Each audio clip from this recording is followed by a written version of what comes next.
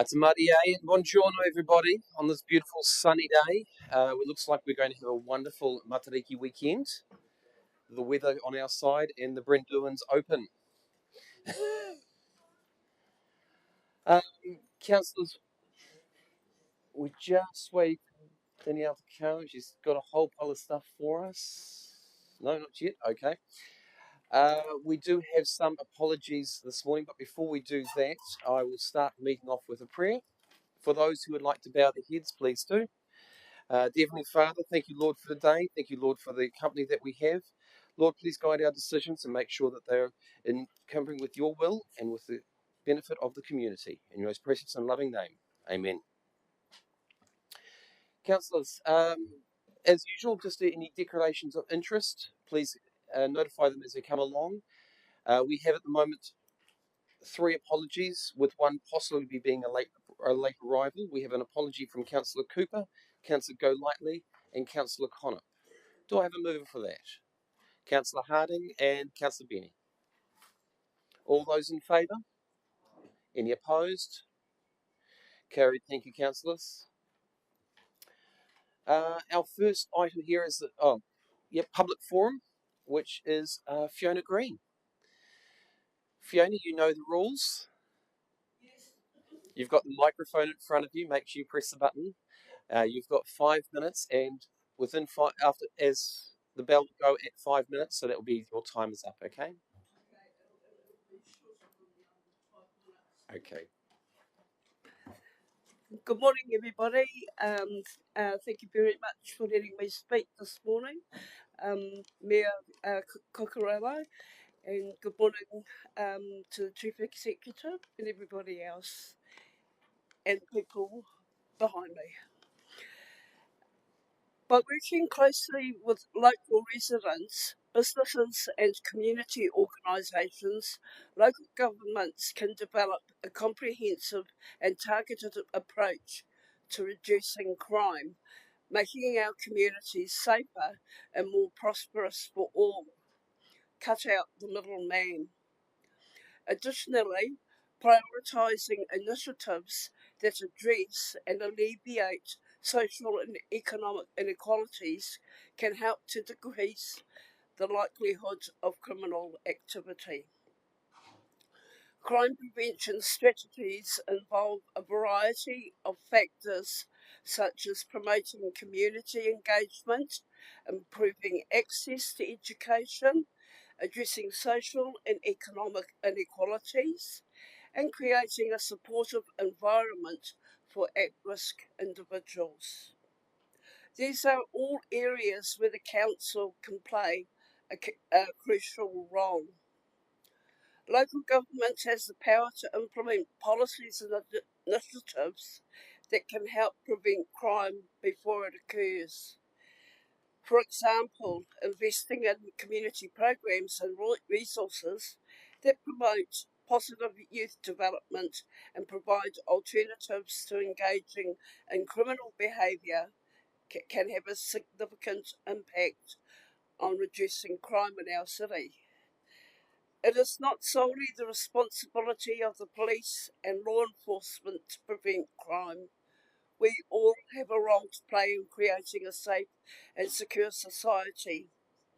Every member of our community has a stake in this issue, and it is our collective responsibility to take action. My name is Fiona Green. I am the founder and administrator of Crime Prevention Coalition Whangarei, an information and research group which has been running for just over a year. We are a special interest group enabling good lives for the disability sector. We are going to be working with a London-based restorative justice group because for too long systemic injustices have fueled antisocial behaviour, eroded community cohesion and silenced the voices of the marginalised. But it's time to break free from this cycle of division and create a society where every individual has the opportunity to thrive. Join us on a mission to build a more just and harmonious community where everyone, including you, Whangarei District Council has an equal say in shaping the city's crime prevention future. Thank you. Thank you, Fiona. And you've got some councillors who are actually agreeing with you there, with the showing the instead of clapping, they're showing the sign language. Fiona, one question I had for you is, have you had a lot of dealings with our City Safe team? Have you had a lot of dealings with our City Safe team? Do they work at all from your view? Be nice. Press the button.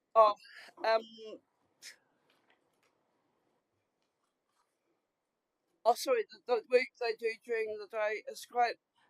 I have to be honest. I think that the Whangarei neighbourhood support group is dreadful. I've had personal experience with them. They don't get out out and about in the community. They don't know what's happening. They don't want to listen to the concerns that people have to say. There's only three main people running it, and that it could grow, but they don't give opportunity for expansion of thought or education. And the reason why I bring them up is because they also receive community funding on top of Whangarei District Council funding, I think. And I think that if they are not prepared to engage with their own members and with the community, they don't deserve community funding. It should go to somebody else, like brain injury. Sorry, Fiona, I was asking about City Safe. I was asking about City Safe. I think that they're already sort of like up and going, and there's nothing that I can add to what they're already doing, because you always see them out and about, around town, and it is safe, and you see them sorting out like conflicts and all that, or they see things that are about to happen and they prevent it. Yeah, so yeah, I think they're pretty good. Okay, thank you, appreciate that. Councillors, is there any other questions for Fiona? No other questions? Thank you, Fiona, for taking the time. We appreciate you coming in and speaking to us. Please take on board my concern about Whangarei neighbourhood support, because they work with the police, and I've tried to tell the police what's, Yeah. No, I appreciate that. They're working against the police. They're not. Okay. If I don't tell you, no one will.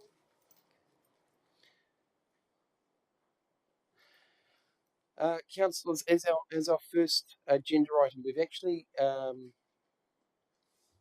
we'll remove the other one first. Yep. So I have we're going to have to remove item 8.3, which is part of the confidential, as there is still some work to be done, and with councillors having a view over the building as well before a decision is being made on that. So I will move that we'll remove item 8.3. Councillor Reid is seconding that. All those in favour? Any opposed? Carried. Thank you, councillors. We'll now move on to our confirmation of minutes. Councillor Peters is moving the minutes of the held on the 23rd of May. Do you have a seconder for that, Councillor Holmes? Including confidential? Yep, she's nodding to that one, and so is the seconder. Any discussion on that? Councillor Mackenzie, you're up first, yes? Just a small correction on page 5 of the confidential minutes. It just states abstain where it should state against, and then abstain in a further column. That's one that Councillor Connop saw, so I was just passing it off. That was point 5, was it? It was page 5 of the confidential minutes. Okay, right, yep. Note's been taken. Thank you. Councillor Reid? Just a spelling mistake, Your Worship. Page 21 in the white copy. I've only got one D in my name, not two. We haven't got to that item yet.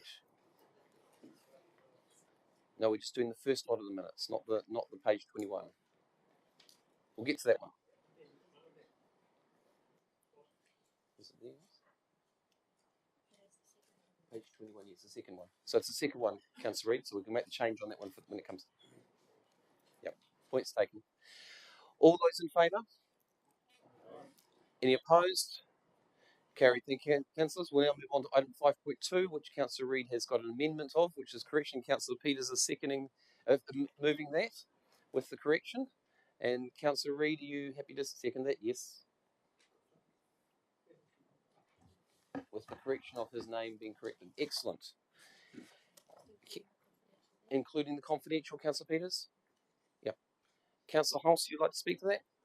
Yes, but I want to speak as well.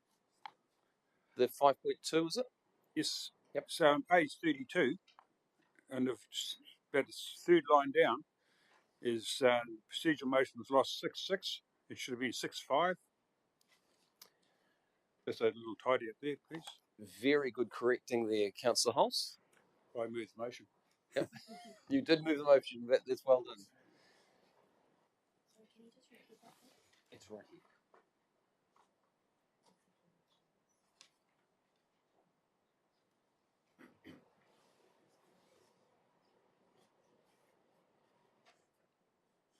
Just waiting for Nicolene to make sure she's got it on her notes.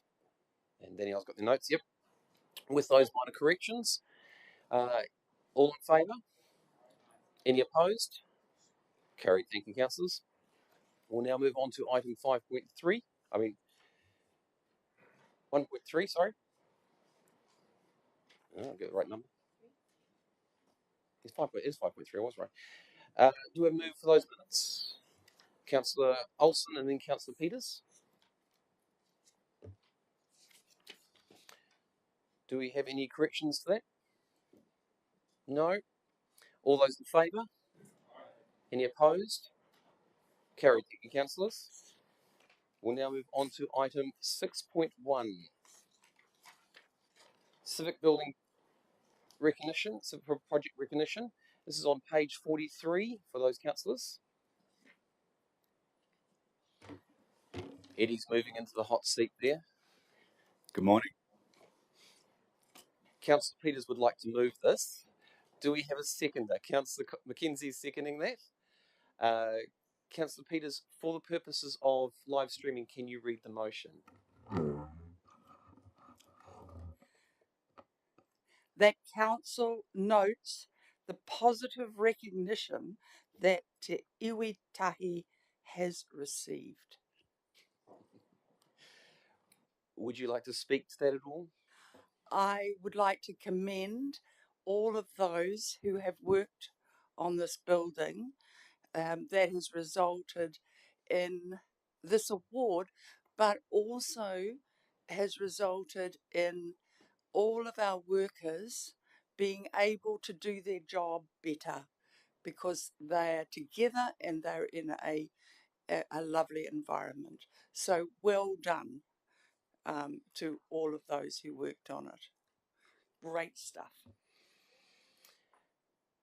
At this point, I'm going to hand it across to Eddie. Is there anything you'd like to add to that, Eddie? Because the document is quite clear. There's a lot of awards there. Thank you, Your Worship. Yes, we have received quite a few awards for this building. Actually, if I may, we've got 6 sitting in front of me. The 2 that I think we should be most impressed with are the Supreme Award. So this award signifies the best commercial build in New Zealand for this year. Amazing. Yeah. Yeah. The second and the one that I'm most proud of is actually the Value Award. So while this building cost more than we anticipated initially, it signifies from industry that we made cost savings wherever we could, and that we actually got the best value for money than any other commercial build in New Zealand.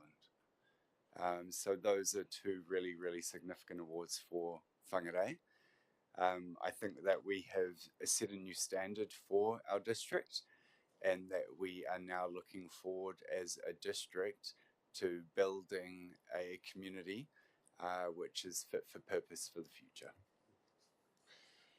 Eddie, I suppose I'm going to put you on the spot here at the moment. Can you tell us some of the value items that they highlighted as reasons for getting the value award? Well, the fact that we're now saving nearly $1 million a year in rent by not having to lease buildings is significant. The cultural narrative, the accessibility. So for our disabled community, the facilities that we've provided, significant. And the fact that we're now all under one roof and not having to commute between buildings and able to collaborate together has been significant. The judges signified quite strongly the impact that has on us as a community and as a workforce to be able to deliver the outcomes that we're required to deliver. Well done, Eddie. Well done to the team. Is there any questions for Eddie? Councillor McKenzie. Not a question, but just just to also back up what Councillor Peters has said about just endorsing the work that you guys have done, and it's great to get this kind of recognition. And I just note in the NZIA award citation from the judges, strong Māori tikanga Māori narrative, transparent form that engages the public in the democratic process and its functions.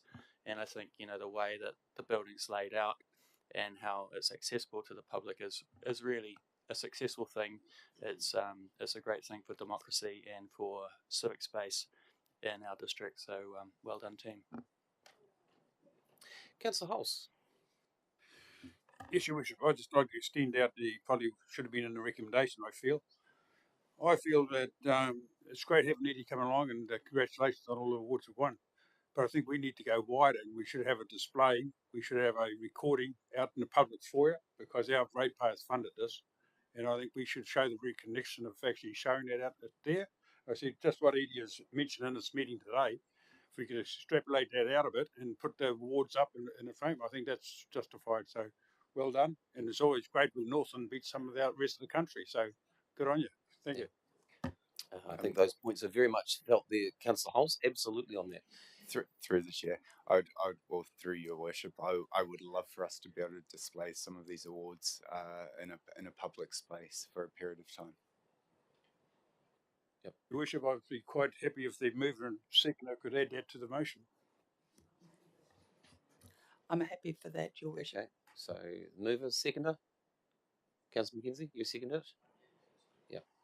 So the wording we'll add in there, Councillor Hulse, do you know the wording you'd like to add in there? I'll just have moved that the councils show this on a public display, the awards credited to the build of this building, and to thank the personnel concerned as a public display area. Okay. Yep. And I've got a nod there from the mover and seconder on that, so that's okay. Is that Danielle? Do you guys have that written down correctly? Council show on public display the awards credited to the building and thank the personnel. Yep. Involved. Yep.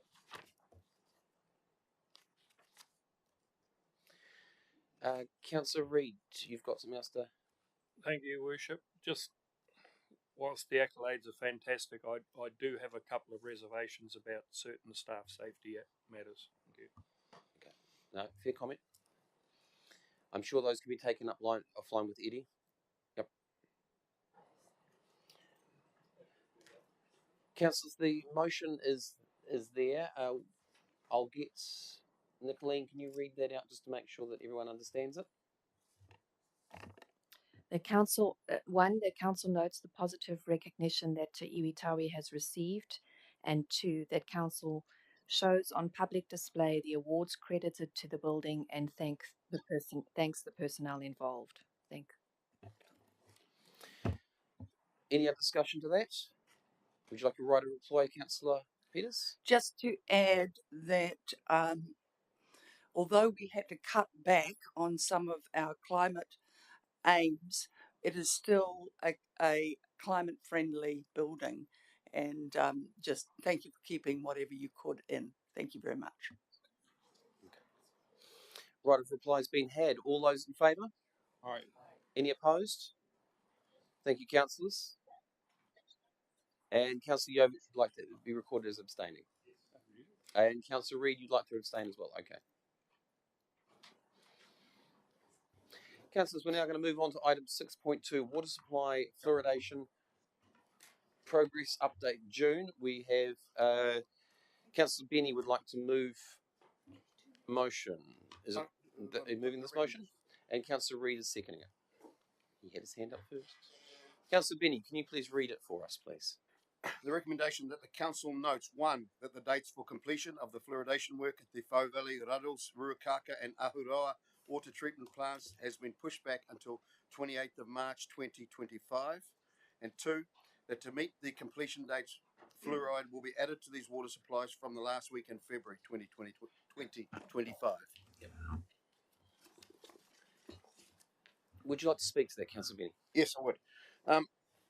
So thank you for the update, Andrew and staff. Appreciate the work you've done so far for this. I note that on the 3rd of May, as a result of a council directive, Your Worship and our Chief Executive, Simon, wrote to the Director General of Health requesting an extension. This extension has now been granted and all our water projects are all aligned now. I just note that in Dr. Sarfati's letter, that she intimates that because the work council is doing on the fluoridation plant, she somehow believes that this means that council has agreed to the fluoridation and is going along with it, which I think we're a long way from that. So I just make that point. I also just want to point out, yesterday we had a little workshop on the Pukenui forest of some 1080 that's going in there, which is going in bait traps, which I believe is a safe and effective way of doing it. The concern was from a lot of councillors and from staff that toxins would leak into the water, into our water supply and go straight to our Whau Valley water supply. I find that really hypocritical that we are sitting here thinking about adding a toxin to our water, which we believe should be in safe amounts. Anyway, we know there is a battle to be fought for this. So I'm just pointing out that those inconsistencies. I believe there is a ripple in this country. I'm hoping it will become a wave, and I'm hoping that this council can lead. That there is no need to fluoridate our water. There are better ways to do this. So I move this, and I thank Andrew for the thing. But this battle has a long way to go yet. Yeah. Fair comment. And thank you, members of the public. We do acknowledge those who are using the sign language approach, and we encourage that. Any other comments from the councillors? Councillor Hulse. Just following on from Councillor Penny, I think now's the time to take action about what's going to happen in March. I don't think it's appropriate we wait to March because we know what's going to happen if we don't act. I'm making it quite clear as a councillor that I'll be voting against putting fluoride in the water no matter what. At the moment, we've got a directive from one person, and yet this should be a full government decision. It's quite amazing how the government found 600 million recently to fund the cancer drug because of public outcry. I feel this is in the same vein. This is a health issue and it affects people. And when it affects my ratepayers, I'm going to stand up for my ratepayers and say we want a fair deal. It's either a government decision or I am voting totally against it. And I hope the other councils consider similar. Thank you. Thank you, Councillor Hulse. And again, the public are there acknowledging that, Councillor Hulse. Councillor Reid. And there's an echo on this side of the chamber from me. Thank you. And Councillor Olsen. Same from me. And I'd just like to add, I think I've opposed this and I'm wholeheartedly against it. I think that we need to bandy about some other councils and make a firm stand and say no, we're not going to do it. And if fines are imposed, which is appearing to be a little bit undecided, then so be it. Take it on the chin. As we acknowledge the public their support. Councillors, is there any other discussions on this?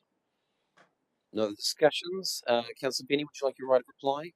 Really briefly, I just want to thank our little band of warriors that follow this issue and who are doing some really sterling work out there to try and inform the public, and I think that's a big part of it. So thank you for your work. We really appreciate it. Right of reply has been had. All those in favour? Any opposed? Any abstaining? Nope. Excellent. Carried. Thank you, councillors.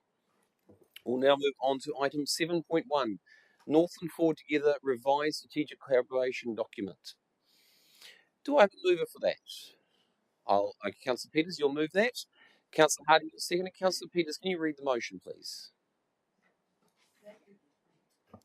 That the council note the report, adopt Northland Forward Together Te Taitukaro Kōkiri Ngātahi as a shared strategic collaborative document for Northland local government. 3. Approve His Worship the Mayor Vince Kokurulo to sign Northland Forward Together Te Taitukaro Kōkiri Ngāta. Would you like to speak to it, Councillor Peters? It's really important that we collaborate in Taitukaro Northland, and this is a document that forwards that aim, because as we have seen last week, we suffer together when the electricity is cut off. We need to support each other in terms of road transport, and there are other issues that we can collaborate on as long as we're talking together.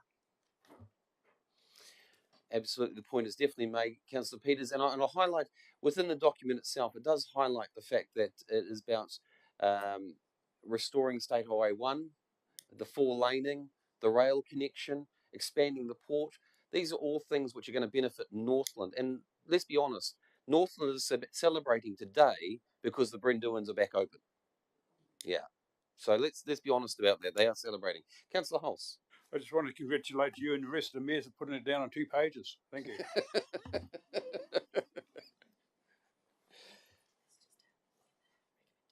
Oh. Is there a spelling thing there? Because that's the... Yeah. Oh, sorry, Councillor Peters. There's a spelling mistake in the motion. Point 3. Yeah, you won't see it until you actually be shown it, and then you go, "Oh, that's a spelling mistake." I'm happy to add Ngātahi to the item 3. Yeah. Okay, I think the seconder was okay with that. Yep. Yeah. So, councillors, we're now. Any other discussion?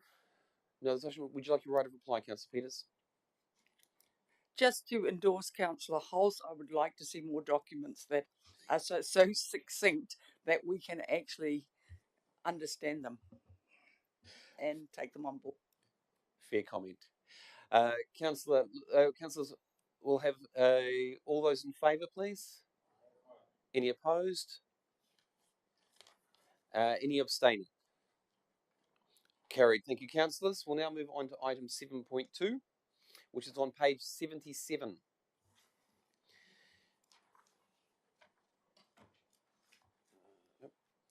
Which is the local water done well. Councillor Mackenzie, would you like to move that? Yes, thank you, Your Worship. Would you like to read that too? Yep.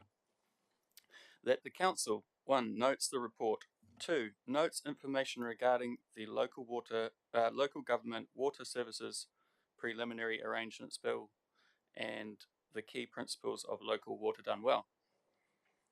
3. Supports the overall direction of council individually and jointly with other councils investigating service delivery options that may meet the overall principles of local water done well. And 4, a slight change, supports regional collaboration with this initiative with councillors considering and providing direction prior to discussions through the Merrill Forum with regular reporting to council. Okay, do I have a seconder for that? Councillor Reid seconding it. Councillor Mackenzie, you'd like to speak to it? Yes, appreciate this update. This is a crucial piece of work, and I know that our CE is intimately involved in the discussions around this. It was really interesting reading, and I think there is a lot of potential in this way forward. There's a lot of things to navigate, and for that reason, I think that it's very important that the full council is able to consider and provide direction for when our mayor goes and speaks to the other mayors of Northland to have these discussions about how the waters is going to be shaped in the future. Simon, would you like to speak to anything since you are intimately involved? I'm absolutely comfortable with the revised recommendation. The item itself, it provides an update on local water done well, discusses the up-and-coming legislation and what it may mean for waters within councils, and also covers the Northland region working together on this and individually, and very much keeping council informed as things go forward so that we can provide council's best option forward to the government when that's required as part of the bill. Councillor Reid. Thank you, Your Worship. I think WDC needs to be held up as a shining light here, and that's thanks to the input from our CE, who is one of the leads on bearing up the murky Three Waters debacle from the past. And well done, Simon, and I'm absolutely confident that we will be one of the leading authorities in the country. Thank you. Point taken. Councillor Mackenzie, you got a question? Yes, I've got a couple of questions, Yep. if that's okay. Just for Simon or potentially for Alan. I don't know if it's too premature to have this discussion, but headroom for other councils in their debt. Is there any assurance that if other councils don't have the headroom to fund the necessary infrastructure, that debt will not fall onto this council's books? And the second question is, when the National Transition Unit for the previous scheme came through, they discussed the debt structure of FFO, funds from operation over debt, and there's an economy of scale. So there are 180,000 people in Northland, but if you include Auckland, there's 1.7 million, and therefore you get an economy of scale and you get cheaper water rates as a result. Just wonder if you're able to comment on those two items at this stage, Simon. Thank you. Yes, the debt profile of each council really reflects the work that needs to be done to comply with local waters done well. At this point in time, I think that there's considerable work that needs to be done, particularly for the other councils that haven't done a 10-year LTP, to be able to fully understand their position on the problems trying to be resolved. So I anticipate that there'll be considerable work undertaken before we get to the position of understanding the debt profile for each council. And then we can start to answer the questions that are obviously within your mind and certainly within my mind, and being able to advise the councils accordingly.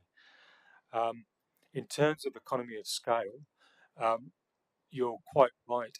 Elements of the water industry benefit from an economy of scale. We will look through that, and that's part of the work that needs to be done as we investigate individual councils working alone, grouping councils at a regional level, and also that question around multi-regional service delivery entities and how that may look and what the benefits may be accruing from that, including economies of scale. Excellent. Thank you for those assurances, Simon, and look forward to that being clarified as you work through the process. Thank you. Just also highlight that without Alan being in the room here, he did make it very clear in our meeting yesterday at the Standard & Poor's with Councillor Jovic that even as a region, we are able to, with this model, we are able to actually have different ratings for different councils or different areas, as versus the previous model, which was basically lumping us all with the same value across the whole thing. So there was quite a distinct difference between what was previously offered forward by the government and what is now offered forward. So it's a reassurance on that as well. Councillor Holmes. Your Worship, just want to make this, I support the motion, no problem with that at all. But what I want to talk about is we've got a big work plan for this coming year, and Councillor Reid and I, as the Chair and Deputy Chair of Infrastructure, will be making sure that our annual plan work will continue and we get the work out to our contractors as soon as possible, because they're screaming out for work, and it's appropriate we stick to our annual plan work schedule and get that work out. Thank you. Taken. Councillor Tahari. Ki te koromata, thank you. And mihi atu ki aku for your karakia to us all this morning too. Just on page 78, it's got around the amendment paper to the bill, which provides interim changes to the Water Services Act. This amendment means that Te Mana o Te Wai hierarchy of obligations in the National Policy Statement for Freshwater Management will not apply when Taumata Arawai sets wastewater standards. Do we have a translation of that? What that impact might be? Absolutely. In the National Policy Statement, Freshwater Management, Clause 1.3 covers the fundamental concepts behind Te Mana o Te Wai. And in there is a hierarchy of obligations to Te Mana o Te Wai that prioritises, and this is the order. First priority is health and well-being of water bodies and freshwater ecosystems. The second being the health needs of people, such as for drinking water. And third, the ability of people and communities to provide for their social, economic and cultural well-being now and in the future. And basically what that change means is that Te Mata Arawai does not have to adhere to those that list of hierarchy in that order when it considers wastewater and wastewater consent standards. Probably didn't help with the confusion on it, did it, Councillor Harding? Yeah, no, I think it does. I was aware of it, and yeah, just what that assessment will impact on or not impact. Because I mean, clearly there's a reason why Te Mana o Te Wai put those, kind of standards in there and those strong principles in there, and I guess overall, in terms of protecting the wai, protecting the water first is critical, because then how it impacts on us as people is determined by that water. So I just don't know what it means by whether it will be considered or not, Just the way the central government is thinking and the legislative changes that have been made recently are all kind of subconsciously removing all the principles that stand really strong for Māori and tangata whenua. Not wanting to speak for Te Mata Arawai, it's highly likely that they'll put the second, which is health needs of people, before health well-being of water bodies. That may be a direction they take. We will have to wait and see. And certainly, if anybody wants to talk to me offline on this particular topic, I'm quite happy to Thank you. talk about that. And just to add to that, Councillor Harding, I think the important thing to realise is all those three things are very closely interlinked. When your harbour is clean, the fish are able to eat. So it's all that part of it. So it all keeps it. There is an interaction there. Councillor, the item has been moved and seconded. Councillor Mackenzie, would you like your right to reply? Just briefly, Your Worship. Yeah, I mean, this is an incredibly complex piece of work, but we're actually really well placed because historically we've done really well in this space. And also, we have our CE as a part of the National Advisory Board on this, which is a huge string to our bow. So, while it's complex, while there are lots of challenges, we are well placed, and I'm confident that we can make good ground on this. So, approve. Yeah, thank you. Thank you, Councillor Mackenzie. Right reply has been had. All those in favour? Any opposed? Any abstaining? Thank you, Councillors. It's been carried. We'll now move on to item 7.3, 2024 rates, remissions and postponement and early payments for rate policies. Councillor Reid, you'd like to move that? Yes, Your Worship, thank you. Can you read that, please? Certainly can.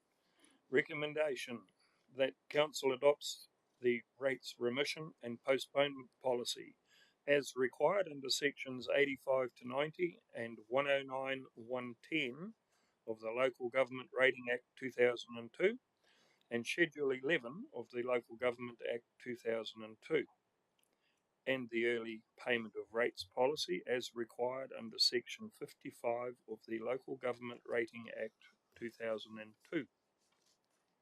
Thank you for that. Do we have a second for that? Councillor Holmes seconds. Councillor Reid, would you like to speak to it, or you're right? Just briefly, Your Worship, I can see us with the rates increase that's forecast having a very, very busy time with this. Thank you. Councillors, it is also, Councillor Simon, do you want to just comment on this one at all? No? Okay. The rates remission policy is there. It covers everything. It was highlighted within the motion about the early payments rates policy. At this present moment, we don't have the early rates repayment policy at this present, like not a policy. The people, that's not part of our procedures at the present moment. That doesn't mean that it's not going to happen later on. What it means is we have the policy there. So if we choose to have a early discount, that the policy can apply to it. And this all comes down to how how the inflation and all that's going. I'm getting that right, Alison? I'm just looking at you there. Yes, so we try to keep the cost of the discount on rates cost neutral. So at the moment, the interest rates are too low to make it feasible, really. So that's why we have a discount out 0%. Use the microphone. It's not on? It's on, but you've got to use the microphone close to you, please. You might want to say that again, please, Alison. Okay, so for the moment, the interest rates are too low for the discount percentage to be higher than 0. We would like that. We've always tried to keep that cost neutral for the district. Okay. Any discussion, councillors? No discussion. Councillor Reid, would you like your right to reply? Okay. Right reply has been had. All those in favour? Any opposed? Any abstaining? Carried. Thank you, councillors. We'll now move on to item 7.4 on page 137, which is the 2024 Significant and Engagement Policy Adoption. Do I have a mover for that? I'll move that. Do I have a seconder? Councillor Reid will second it. And it is that the Council, 1, adopts the revised Significant and Engagement Policy, Attachment 1, to replace the Council's existing policy, and 2, delegates to the Chief Executive the ability to make minor editorial changes to the revised Significant and Engagement Policy if required. Councillors, this is a pretty straightforward process, as has been highlighted. It covers everything in there. Not much more I can really cover onto that and highlight. Any discussions? No discussions. I'll move. All those in favour? Any opposed? Thank you, councillors. We'll now move on to item 7.5, page 159, which is the 2024-25 fees and charges. Do I move for this? I'll move it. Do I have a seconder? Councillor Olsen will second it. And Lisa's moving into the seat there. They're hesitant because it's a long one to read.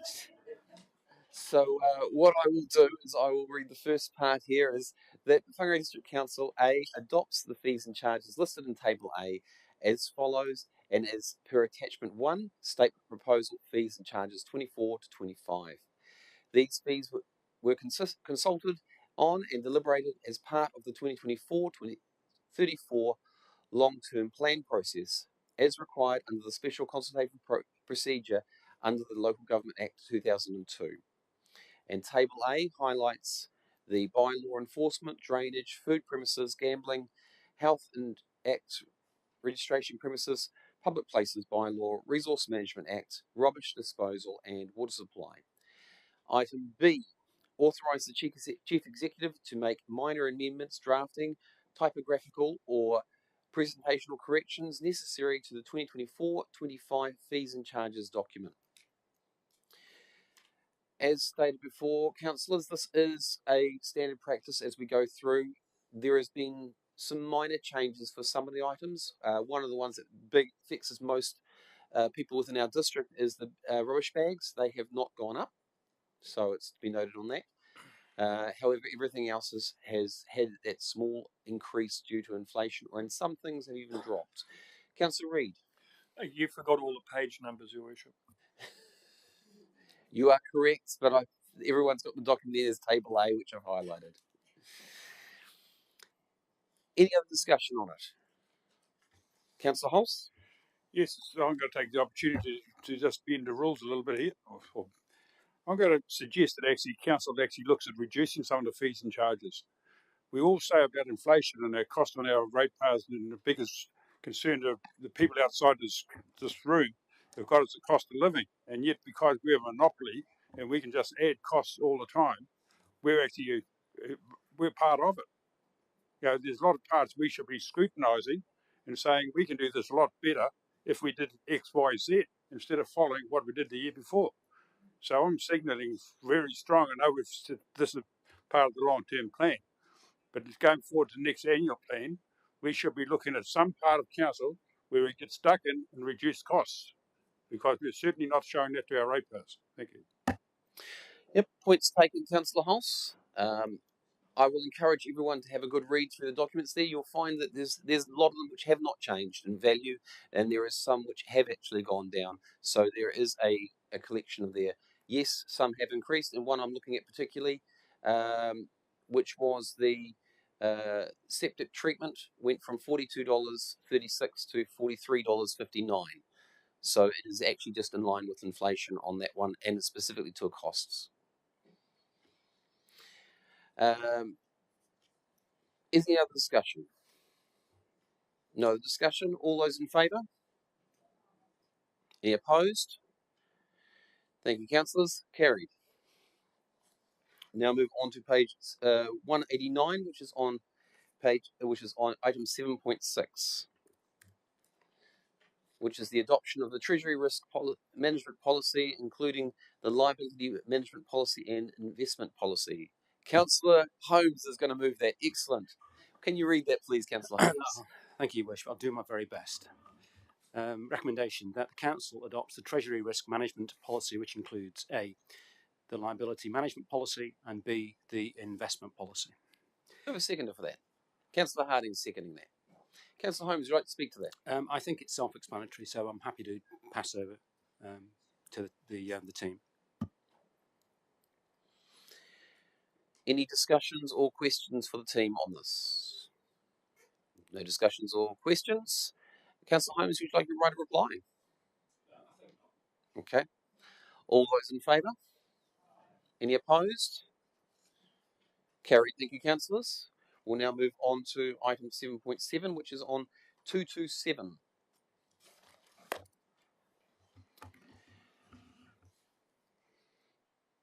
Which is the Easter Sunday shop trading policy readoption. Just waiting for our team to get themselves back into their positions. Councillor Benny, you're going to move this? Yes.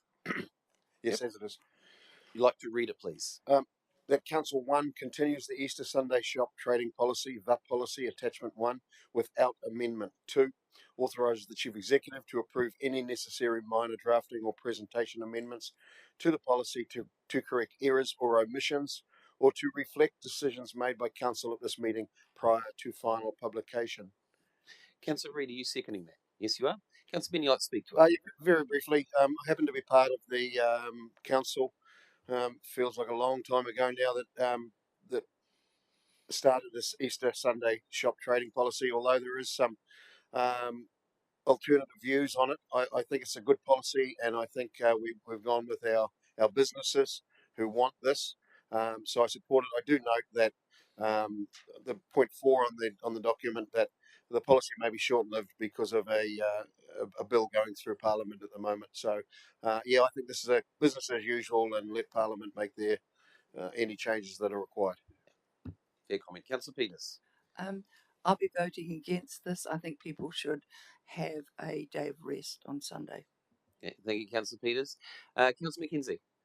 Yeah, I just note that the Easter weekend is a really important weekend for businesses in the north, in Whangarei, so much so that the Brenderwins was specifically reopened this year during all of that construction work and roading work in order to enable people to come up here. So we can't deprive our businesses of that crucial day of trading when they've had such a tough time recently. Thank you. Fair comment. Councillor Harding. I te kora matua, and I think the policy allows the choice. Yes, it does. The business owners the choice, and residents and family members the choice, and also the employees have the choice whether or not they want to. Kia ora. Good pointing there. Any other discussion? Councillor Benny, would you like to speak to it? Right reply? No, no right reply. All those in favour? Any opposed? Councillor Peters. Would you like it recorded, Councillor Peters? Yep. Carried. Thank you, councillors. We'll now move on to item 7.8, which is 233, page 233, which is the psychoactive substances policy revocation. And I believe Councillor McKenzie would like to move that, and Councillor Peters, you're seconding that. Is that correct? Councillor McKenzie, you'd like to read that? Sure. That the Council revokes the psychoactive substances policy attachment 1 with effect from 28 June 2024. And you'd like to speak to it? Just briefly, this policy was put in place while there was a period of concern around the use of psychoactive substances. Since then, government regulation has meant that is no longer an issue, which is great, and therefore this policy has become somewhat redundant, hence it being wrapped up. So in support of it, thank you. Yeah. Thank you, Councillor McKenzie. And we remember at the time, don't we, Councillor Benny, when this policy actually came into play, and how at the time we were concerned that it may not have a long shelf life, because we knew that central government was at the time making changes. So that was one of those things. Any other discussions? No other discussions? Right of reply, Councillor McKenzie? No? All those in favour? Any opposed? Carried. Thank you, councillors. We'll now move on to item 7.9, page 239. Councillor Peters, and Councillor Ruka. So, Councillor Peters, you'd like to move 7.9, which is Tito Tokara Regional Accessible Strategy. Would you like to speak to that, please? Could you read the motion, please? Thank you. Sorry, Councillor Rooker. That the council receives the Te Taitokoro Regional Accessibility Strategy Report. 2. Adopts the Te Taitokoro Regional Accessibility Strategy, a joint approach to accessibility developed by the Far North Kaipura Whangarei District Council and the Northern Regional Council. 3. Direct staff to develop and implement an implementation plan specific to Whangarei District Council that maps out actions within the strategy. Would you like to speak to that? This is a well put together strategy that has consulted widely and is a collaboration. So when people live in Taitokoro, it needs to be accessible. The whole place needs to be accessible. It's also a marketing strategy for Northland, for people coming up here, that it's a good place and a welcoming place for those who have struggled to get about or have difficulty generally with communication. So well done. Well done to the team. Thank you very much. Councillor Olsen. Thank you, Your Worship. This paper is a great piece of work.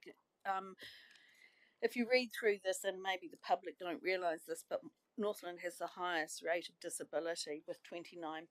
So we need to work closely with our disabled community. The work that's done here in council is admirable, and work with all councils so that we get an across the board program. But so it's just keep up the good work and thank you, team. Councillor. Thank you, Worship. No, just quickly from me, I just wanted to I know a lot of the staff and funder involved in creating this, and I just wanted to do a massive acknowledgement to them for all the hard work they do and continue to do every day. Mihi ana. Yeah, point taken there, Councillor. Absolutely. A lot of hard work by the team. Councillors, I'm just going to highlight just one little section there, which is the financial side of things, and you'd expect me to be commenting on that, and that is we won't really know the financial implications until the implementation plan has actually been completed.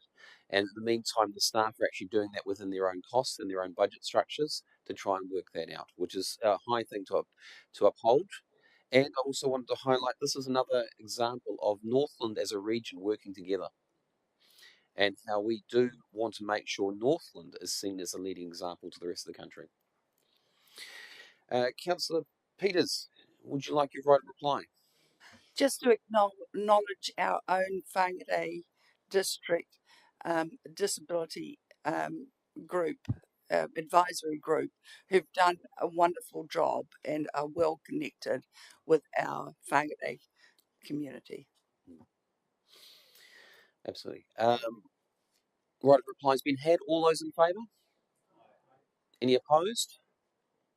Thank you, councillors. Carried. We'll move on to item 7.10, which is the adoption of the Whangarei and Waipu placemaking plans. Councillor Holmes, you'd like to move this, and Councillor Reid, you're going to second it. Councillor Holmes, can you read it, please? I will, thank you. So the recommendation is that the Council 1 adopts the Whangarei Placemaking Plan 2024, Attachment 1. 2. Adopts the Waipu Placemaking Plan 2024, Attachment 2. 3. Authorises the Chief Executive to make any minor amendments. Use the microphone, please, Councillor Holmes. Oh, okay. Authorises the Chief Executive to make any minor amendments to the Whangarei and Waipu placemaking plans prior to publication. Would you like me to read that again, Your Worship, if it wasn't heard at the back of the room? I think that was very clearly the last part and the very first part. You just moved your mouth away from the microphone for the second part, so you're actually okay on there. Would you like to speak to it? Just very briefly, just want to thank the staff for a great piece of work on this. It's been, I think, a great case study in how to run these consultative processes in the district. It's been widely engaged with, and I strongly support this. Thank you. Councillors, is there any other discussion? Councillor Mackenzie? Just to reiterate, I mean, I'm a big fan of these placemaking plans. I think it's great that we can consult with all members of the public in an area and come up with a specific vision for that township. And so we've done that in 2 cases today in Waipu and Parua Bay. And the documents they look great. So well done, team, and really, really good process. Thank you. Councillor Benny? Yeah, I'm going to take an alternative bit of a grumpy view here. The work that the staff have done is outstanding, as was the previous placemaking projects. Consultation with public and the way we go about it is a really good example of how we should consult and how we can consult and how the community engages with us. Unfortunately, they're a bit of a waste of time in lots of ways. And I think the Hikarangi is a great example. We identified a whole heap of strategic options that we could do, yet we put no money aside to achieve any of them, and there's no plans on how to pay for a lot of this stuff. So while we have a vision, sometimes that vision has got to be achievable. And I think a lot of the visions in the placemaking plan are not really achievable. Which isn't the staff's fault. This is the problem of the elected members. This probably should have come to us before the long-term plan, so we could have put some money aside to achieve some of the strategic things that are in there. And I realise that there are some. However, as a high overview of that, I don't think that's part of it. So, yeah, I'm supportive of the whole placemaking plan, but I think council needs to be a lot more certain in how we achieve it. Your point has been taken, Councillor Benny. Aaron, do you want to make any notes of this? Because I do believe we also have the annual plan process to actually make changes if we want to our long-term plan process. Isn't that correct? That's correct, Te Koro Matua. Also remembering that this is a 30-year long plan. That's 10 LTP reviews will provide plenty of opportunity to provide those inputs. Point's been taken there. Councillor Hulse. Thank you, Worship. I've got some concerns very similar to what Councillor Benny just issued out and put on the floor here today. I'm not going to oppose it because we need a plan. And our staff over the recent months have worked hard to try and grasp our councillors' thoughts on this.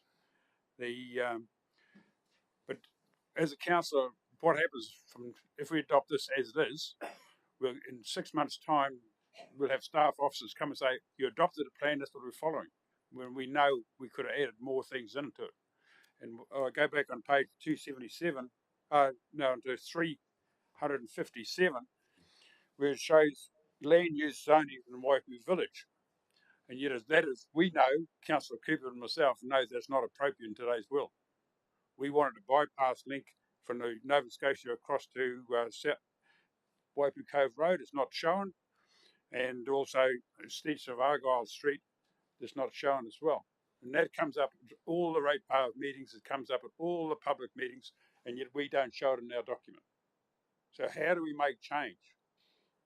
I wasn't a ward councillor when this started off. It would have been, I assure you, if I was a ward councillor then. But it has been ignored. We've been told it's on a flood zone, but it's exactly the same level as the rest of the Waipu Township. And we've allowed all the houses to be built around at the same level.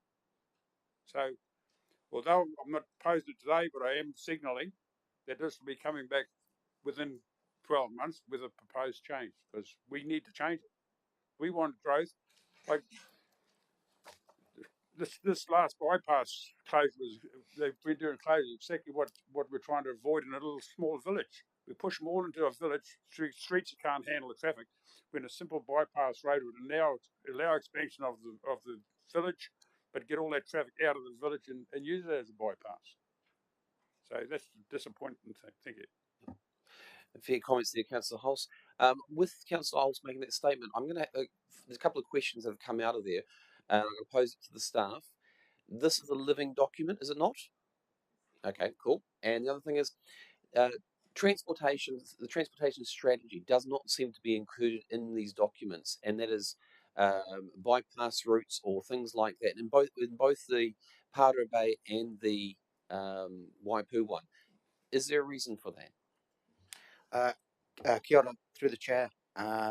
So the current transport strategy needs updating. That's been signalled in previous briefings that we are starting that work now to update that. Just to acknowledge Councillor Halsey's point that at this point in time we weren't able to include that in the placemaking plan. For that reason, I think we hear what you're saying about they need to be live. They need to be live documents. We need to be accountable to them as well because they are developed with the community, and so we need to make sure that we're delivering the infrastructure that's there. The infrastructure team work alongside the strategy and planning team in developing these. So as far as possible, the infrastructure that's signalled in the placemaking plans has been included in the long-term plan, but we need to keep reviewing that and make sure that every annual plan, every LTP review, we include that. If that answers your question. Yep, it does. Thank you. If I could also take the opportunity to add to this, that following our discussions with Councillor Hulse and Councillor Cooper, we actually did update the final version of the placemaking plan to acknowledge the bypass and the land use issue. So there's specific commentary on that, saying that we'll be monitoring that. And at the moment, our traffic modelling does not indicate that it needs a bypass, but through this process, which we review at least every 3 years, then we have that opportunity to update the plan. And that's the same with land use. Our modelling does not indicate that we need that at the moment, but through projects like the Future Development Strategy and our updates to these, then we can change the plans when we've got the information to indicate that. Thank you, Councillor Burnett. Councillor Reid. Thank you, Your Worship. I'd just like to lay to rest the worries of my fellow councillors, and it is the fact that they're both live documents and there is a transportation and infrastructure review about to be taking place with Jim and myself and the team. Thank you. Councillor Luca. Thank you, Bishop. Just a quick question. I love the inclusion of the Māori history part. Obviously, I get to learn a lot about certain areas myself through that particular part of these placemaking plans. My question is, it might be there, but I haven't seen it. But I just was wondering, is there reference to where the kōrero comes from or who it comes from in the document? I just couldn't find it. Sorry. That is a good question. Aaron Burnett. Yep, go for it. One of you. Through the chair, yes. So the summary of the engagement with Tata Whenua, it's just come a bit closer to the microphone. Sorry, one of the support documents to the plan is the summary of engagement with Tata Whenua for both locations. Sorry. Yep. And those documents, the support documents, are available on our website. So that include the list of the people who participated in the engagement, and also any reference like the bibliography of where the stories come from. So for the purpose of the public, I just need to acknowledge sometimes it is a little bit hard to hear, but what the staff member was highlighting on is inside the actual documentation is quite detailed and explains where the information's actually come from. So to answer Councillor Luca's question. Councillor Luca, you got anything else to add to that? That's it, thank you. Oh, sorry. Any other discussion? No other discussion. Councillor Holmes, would you like your right of reply? And just very briefly, Your Worship, just want to acknowledge the comments made by Councillor Benny and Hulse. These documents are aspirational, and the challenge for us in Council is now managing expectations of the public against these plans, and it's quite right that we be held accountable to these. Yep, I hear the reservations about this, but I think as a piece of work, it's excellent. And it lays out a very clear spatial plan going forward. So I'm very supportive. Thank you. Thank you, Councillor Holmes. Right of reply has been had. All those in favour? Any opposed? Carried. Thank you, councillors. We're now going to move on to item 7.11, which is on page 403, which is the Northern Event Centre 2021 roof replacement option. Just let the staff do a quick change there. Councillor Peters, you're going to move this. And Councillor Benny is going to second it. I thought he would. Excuse me, allow Councillor Benny to move it.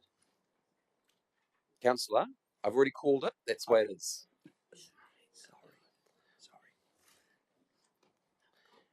So you can speak to it, please. You can read the motion, or yep. That the council, one, receives the report, Northland Event Centre roof replacement options. 2, direct staff to proceed with option 3, which proposes a mono-pitch structure with the advantage of a reduction in construction cost, potential for increased heating, ventilation, and air conditioning efficiencies, and remains true to the cultural narrative. 3, approve staff to develop a procurement plan for option 3. Okay. Would you like to speak to it? I am encouraged to accept this proposal, this option, because the collective really think that's a good idea. I hope that it won't be a false economy to reduce the price. That's my only reservation. So it's very important that all of our buildings are weather tight and well constructed. Thank you. Councillor Benny. Yeah, this is a project that has been going on for a long time, and is going to cause significant disruption to our Northern Events Centre. But I just want to thank, in particular, Victoria and B and Jared for their work in this. And I see you there too, Jim, claiming some credit, so I'll throw you in as well. But appreciate what you've done and how you've done it. This is a classic example of, I think, Councillor Holsall, correct me if I'm wrong, it's cost about $16 million to build the stadium. And then a few years later, we've got to re-roof it because we didn't look after it properly. And it's going to cost, it was going to cost almost that again just for a re-roof. Staff have been directed, council stopped the project as it was at that stage and directed staff to find some better options, which we have done. I still believe there are some savings to be made in procurement, but this is a project that we appreciate the work that staff have done. The savings that have been made are substantial. It was looking like blowing out. So let's get on with it and let's do it. But we've got to do it once and do it properly. And we've got to look at those alternative ways of procurement that we can save money as a council so we can do more of these projects. Well stated, Councillor Benny. Councillor Olsen. Thank you, Your Worship. I'm all for the go ahead on this. Option 3, though, I do have some concerns, and it relates to the designers in keeping with the cultural narrative. Is that going to add added cost? And also it says here that this option would need a full redesign and consent and would need re-engagement with iwi and hapu members, and unlikely to be ready to start construction prior to November 26 or even November 27. That is a concern to me. And Councillor Olsen, you've raised some questions out of that for the team. Probably the questions that need to be answered is the cultural narrative. How much delay do you think that's going to have on the project? Kia ora, through the chair. So we do need to re-engage with Te Parafo, acknowledge that when we got to the point where the project stopped and we said we need to change things, we actually we should have kept that going in terms of the work that we were doing with them. So we're picking that up. There was a lot of work done previously in terms of the incorporation of the cultural narrative. Some of the key decisions that we need to make in terms of the balance of metal compared with timber is one of those areas, but we will work with them, and I know Jared and the team are already looking at how we do that so that we could do things quickly, but do it right. In terms of the program, again, the team have been working with a number of people to look at how we can procure this and how we can look at the elements that have got the biggest lead in time. So a lot of the steel elements, how that can be constructed, and we can progress that forward while some of the other elements like the HVAC and such can be procured through a different mechanism. So there's we're really doing what we can, and we had a meeting yesterday, and I know there's more meetings happening at the moment. Additional resources being brought in by the consultant so that we can keep this going at the right pace. and we'll report back on that procurement plan as per the recommendation. So you've really answered the second question, which is more about budget side of things. Are you actually in the actively process of trying to make sure the budget is kept to it, and if not below that? That's correct. Also acknowledging some of the scope that was discussed in chambers around the water reticulation system, using the roof water as part of the pitch. That's been incorporated in the scope. So some scope has been increased as per the direction, but generally we're looking to, where we can, to reduce the budget and reduce the risk. I think the risk is all around the timeframes, and that's what we're trying to reduce. If we can keep the timeframe tight, that helps in terms of the expectations to get the stadium back up and running, but also helps to reduce costs. Okay. Councillor Mackenzie. Thank you, Your Worship. I think there's no doubt that the roof needs to be replaced. It's mouldy, it's leaky, it's bad acoustically, and it is one of our big venues in town. So we need to provide a solution that is fit for purpose. It's a really tricky one because the previous design, while it was over budget, it's already consented and ready to go. So there is an element of risk in going back and redesigning and having to go through a full consenting process, delaying the process by a year. There are more fees involved, professional fees, to redesign. So there is a risk in this approach. I've already stated in a briefing that I've been involved in a project in Wellington, an apartment building, where we tried to make it as cheap as possible. It went to tender and came at overpriced, so went through a value engineering process. And by the time we'd finished that, even though we'd taken a bunch of stuff out, it came back as more expensive just because of the time that had elapsed and things go up in price. And saying that, the design is fundamentally more simple. It's simpler, it's a simpler shape, and therefore should be cheaper by rights. And in addition to that, we are in a less inflationary construction environment than we were, say, a couple of years ago during COVID, where things were going up rapidly. So I think on balance, I'm happy to support this. I acknowledge that there are some risks to this approach, but on balance, I think that it's likely to bring about a good outcome, and my sincere hope is a cheaper budget that we have to work with. So thank you.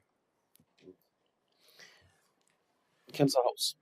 I'd like to move an amendment. Yep. Item 1, item 2, item 3 remains the same. Item 4, that the Whangarei District Council caps the total spend on this project at $10.2 million. That's it. I'll speak to it. Do you have a seconder for that amendment? Councillor Reid seconding it. Okay, so as Councillor Benny pointed out, this has been on and off going for the best part of 3 or 4 years, and every time we discuss it, we get further away from actually the point of the exercise. The point of the exercise: put a new roof on and safeguard a few of the interiors. What concerns me is, in this document we've got in front of you, councillors, there's a 20% plus or minus. If it goes the wrong way, that's $2 million extra.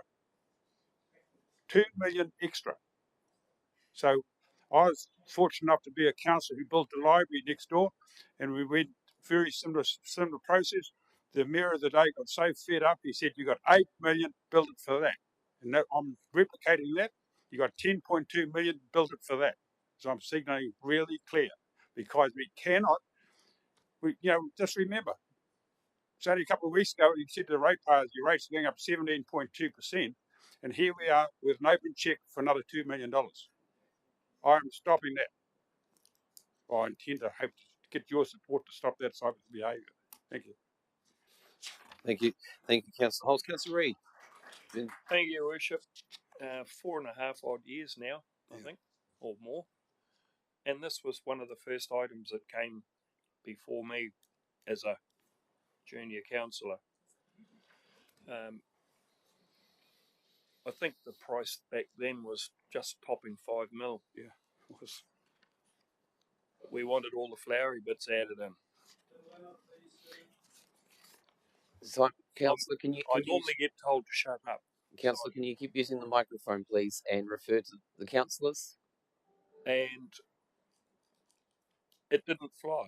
So since then, we've paid a small fortune, like about 20% of that original budget, to consultants. And we were looking at over 17 million at one point. Thankfully, we didn't go down that path.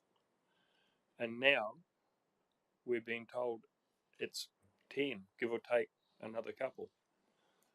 So I'm right behind my fellow councillor over there with putting a cap on this project, and I'm just a little bit disappointed that he's gone so high, but I'll roll with that. Thank you. Okay. Thank you, Councillor Holmes. Thank you, Your Worship. So yeah, I'm happy to support Phil's Councillor Hulse's amendment. Also, the only comment I would make is there's as I think Councillor Hulse said at the beginning of this debate. It may not be you, Phil. Somebody said about we're in this position because we didn't maintain the previous roof, and I think that's that's a real concern for me as a councillor.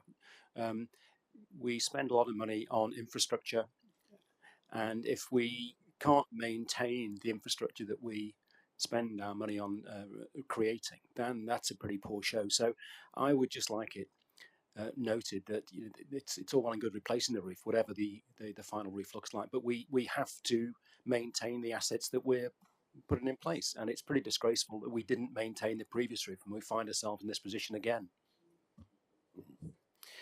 Councillor McKenzie, you're speaking to the amendment? Yes, thank you. Just a note on that. My understanding is that that roof is a fabric tensile roof and has actually come to the end of its usable life. So I think there was actually probably more of a fault in the scoping of the original project, and that it should have been a roof that was designed with a more durable prospect of lasting a lot longer, which I think, from my view, this new one should be, in that it's a mono-pitch roof, really simple, easy to maintain, easy to control flows of water and stormwater and so on. So I'm supportive and hopeful that this one will be easier to maintain and should last a lot longer. Thank you. Councillor Peters, you're speaking to the amendment? Yes, I support Councillor Hulse's amendment. I just hope we continue to water blast it annually and keep it in good nick. Okay. Councillor Olsen. Thank you, Your Worship. Yeah, I'm in full support of Councillor Hols's motion. It's going to be a case of cut your coat according to your cloth.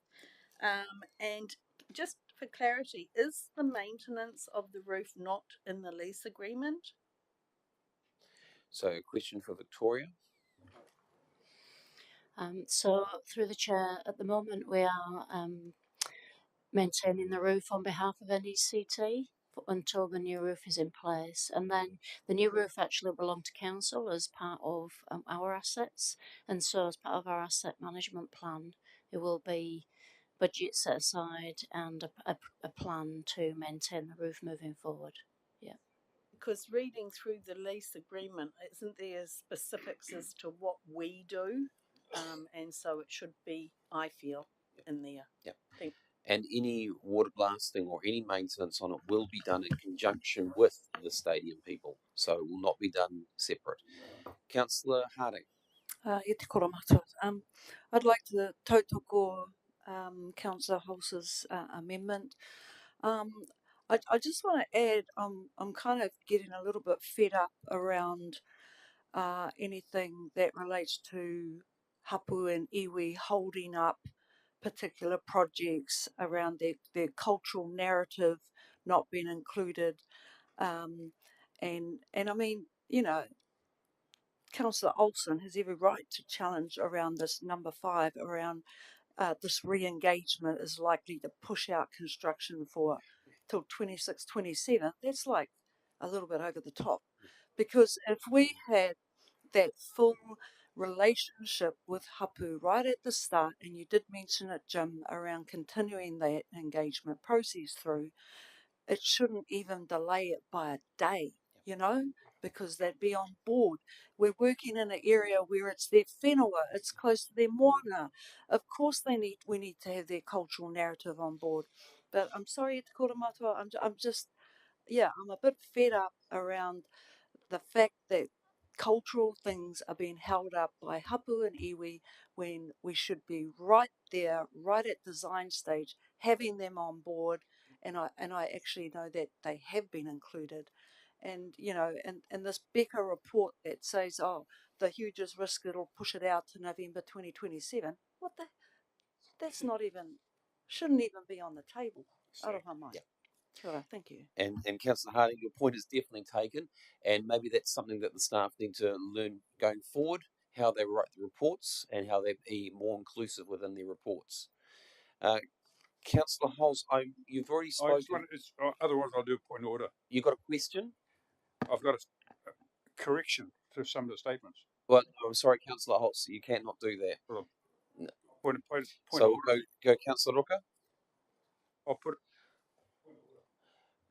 A point of order can only be called when there is actually something factually incorrect. What are you questioning over, Councillor? councillors have been commenting on Whangarei District Council not maintaining the building in the original lease document. We did not build the building. It was built by the NRC, and it's appropriate that our staff do not receive any. So your point of order is in relation to how the wording was used by a councillor. Yes. I believe that was Councillor Olsen at the time. You are happy to amend what you're saying? Well, it's lack of knowledge. It's and only Councillor, it's a yes or no? Yeah. Okay, thank you, Councillor. Point of order has been upheld. Councillor Luka. Thank you, Worship. I just wanted to speak further to Councillor Harding's point, and clarify too. Councillor Harding was saying that the way it was worded brought concerns up for Councillor Olsen. So it's not, and so of course she would question it because the wording is what has brought that question, you know, those kind of doubts into her mind. So we're questioning actually just the wording that was used that forces us to think that way. And also, you know, earlier we moved the motion about hanging our awards up, which I 100% agree with. But a part of those awards is the cultural narrative of this building. So if we're going to hang up the awards, then let's also keep in mind that we need to, you know, do this base work for us to, in order to do that. Let's just not show the fancy stuff. This is a part of what comes with it. Kia ora. Points taken. Thank you, Councillor Luka. The amendment. No other discussions on the amendment? No. We will move the amendment. All those in favour? Division has been called by Councillor Holtz. All those in favour, please raise your right hand. Councillor Ruka, Councillor Reid, Councillor Peters, Councillor Olsen, Councillor McKenzie, Councillor Holmes, Councillor Harding, Councillor Holtz, Councillor Benny, His Worship the Mayor, and Councillor Yotich. I don't think he's on. Okay. Or any against? No. Sorry, Councillor Jovich, did you hear the motion? You cut in and out there for us 2 seconds. No, you didn't. So we'll exclude Councillor as abstaining, please. And the motion is carried. The amendment is carried. So we'll now move into substantial. The only question I want to pose to the staff, and I want to make sure I get a very clear answer on this. The amendment motion, which is now become substantial, talks about 10.2 million. Is there going to be every effort within the staff to be below that figure? Through the chair, yes. Thank you very much. I have that on record as a reassurance for me. Councillor Peters, would you like your right of reply? I just want to acknowledge Victoria and Jim. And Victoria came here to, when she first came, a lot of things, problems to solve, landed on her desk, and she's done very well. Thank you. Right of reply has been had. All those in favour? Any opposed? Carried. Thank you, councillors. We're now going to move on to item 7.12, which is on page 425. There's a quick shuffle of seats around again.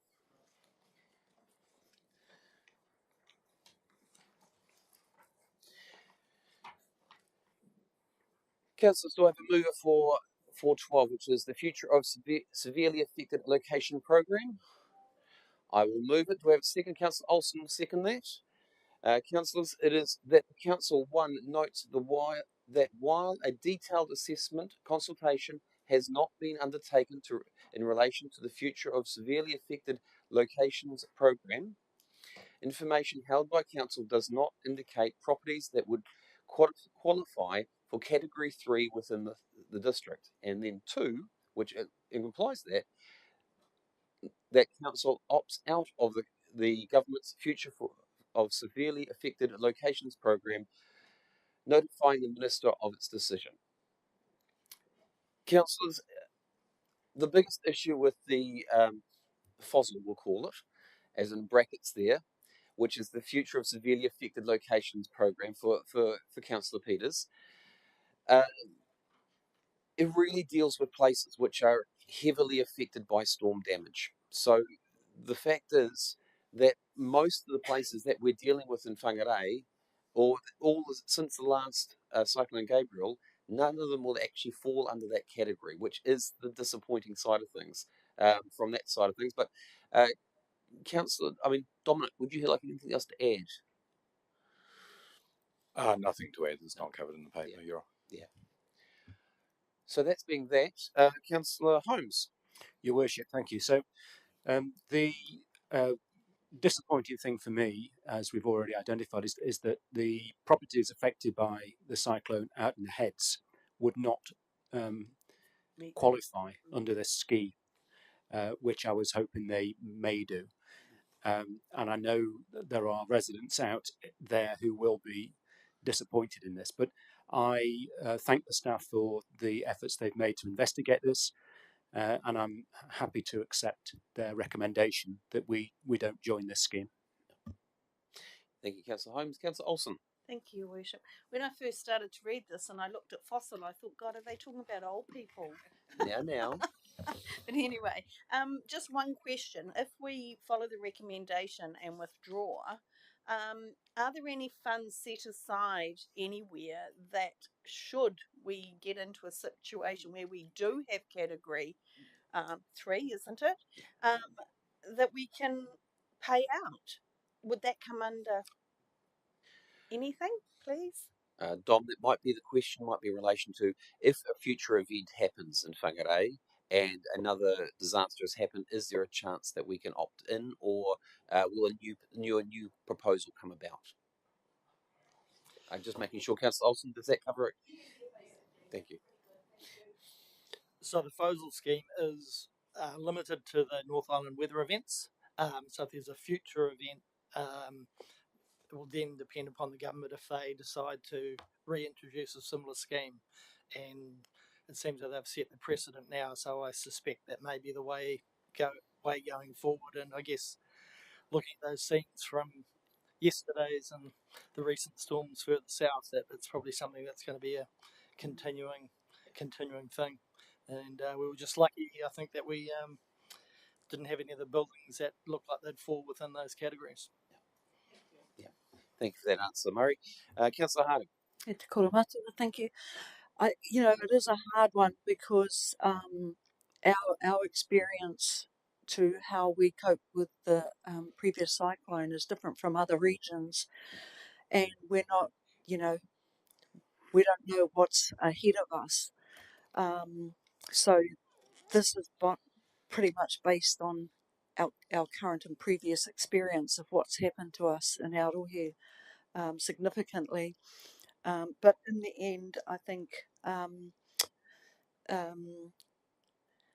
opting in gives some advantages, but probably not enough for us with what has, impacted significantly for us as Arohe. And I mean, it does disadvantage the opportunity for iwi and hapu to look at the whenua Māori pathways. But when I think about the major destruction that occurred for us within our rohe, we got off lightly. We did. And that other regions were hugely impacted, and their marae, you know. So it kind of seems unfair to opt in when so much destruction happened in other regions. But it is around that resilience within our communities and our marae and our hapu around how we're going to be able to front anything else that hits us next, and what is it that we're going to be able to have in place that gets us over the board, because really in the end we can't tap into this when we haven't been as nearly kind of impacted on from like other regions, can we? So with that, adding it up, I support where the staff would like us to go in terms of opting out of this one. Thank you. Councillor Peters. I'm sorry, it's an open question. Can we opt in and out like this, or are we set? I mean, there are going to be weather events that we will be affected by it. Will we be able to hop in then, or people say, no? Through Chair, just building on Murray's previous response, there's no certainty around the structure that will apply in future weather events and the support that would come from government. But look, and this is specific to the North Island weather events. The Minister was on the Radio New Zealand this morning, looking at what's happening now and talking about... Councillor, sorry. Dom, can you please use the microphone? Sorry. Speak too loud. No. So the Minister was on the radio this morning talking about what's happening in Gisborne now and talking about the support that they would be providing. No quantums on that, but obviously each event is specific to the event, and as Murray said, I think the precedent has been set and there will be opportunities for going forward, but we don't have certainty from government. Right. Thank you. Because I do worry that we will be seen not as a team player. I support it because you're advising it, but I'm just worried about us not being, and we've got a long coastline. Councillor McKenzie. I think it's pronounced fossil, isn't it? Fossil rather than fossil, just to clarify that important point. And just not to make light of a serious issue, and our thoughts are with the people of Wairoa and Here Taonga, who are doing it tough at the moment with flooding. Thank you. Absolutely, Councillor McKenzie. I was actually going to say that myself on my right of reply, but there we go. Is there any other comments? No other comments. Councillor, as Councillor McKenzie has rightly said, there are, and Councillor Harding and a few others have also commented on, there is a lot of regions out there who have been hit severely, and even the last storm that's just come through, Gisborne and Hastings and all that area, they've been hit hard again. And our thoughts and prayers do go out to them, because that's something hard. They've had one storm after another, and in our situation, yes, we've had a storm which has kept our Brenduans closed for a total of 160 days over the time period, and the Mangamuka's still closed until Christmas. So this is things which are slightly different to the fossil side of things. This is more relating to damaged properties. So the right option here is for us to opt out of this and to allow funds to go to other areas which are more in need. Councillor, the right of reply has been had, and all those in favour? Any opposed? Carried. Thank you, councillors. It's been carried. We're now going to move into confidential. However, before we do that, we will take a break. We'll be resumed back at 11 o'clock.